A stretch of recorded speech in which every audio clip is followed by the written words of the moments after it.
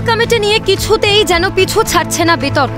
আগামী 19শে এপ্রিল ফের কোর কমিটির বৈঠক, অথচ এই বিষয়ে কিছুই নাকি জানেন না তৃণমূল জেলা সভাপতি অনুব্রত মণ্ডল।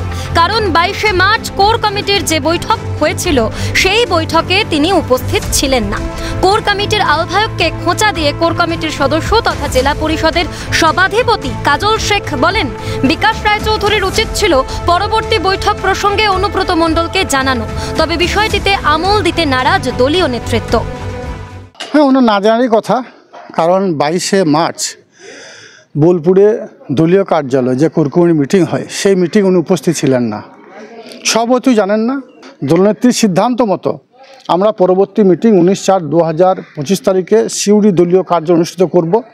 তো কোর কমিটি আহ্বায়ক বিকাশ রায়চৌধুরী এর আগেও জানিয়ে দেওয়ার দরকার ছিল। তার না থাকার ব্যাপার নিয়ে আপনারা যতটা চিন্তিত, দল ততটা চিন্তিত নয়। তবে কি জেলার রাজনীতিতে অনুব্রতর গুরুত্ব কমছে? বিতর্কে জল ঢেলে বিকাশ রায়চৌধুরী জানিয়েছেন, 19শে এপ্রিলের আগে কোর কমিটির বৈঠকের ব্যাপারে অনুব্রত মণ্ডলকে ঠিকই জানিয়ে দেওয়া হবে। আমি ভাই এখনো 19 তারিখ দেরি আছে, তার আগে কোনো কথা বলতে রাজি নই। 19 তারিখ অনেক দেরি। যত সময় তিনি জানতে পারবেন, তাই তো? ঠিক সময় জানতে পারবেন।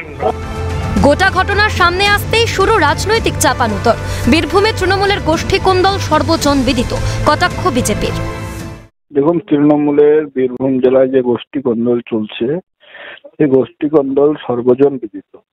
এদের গোষ্ঠী কোন্দলের একটাই কারণ, সেটা হচ্ছে ভাগ বাটোয়ারা।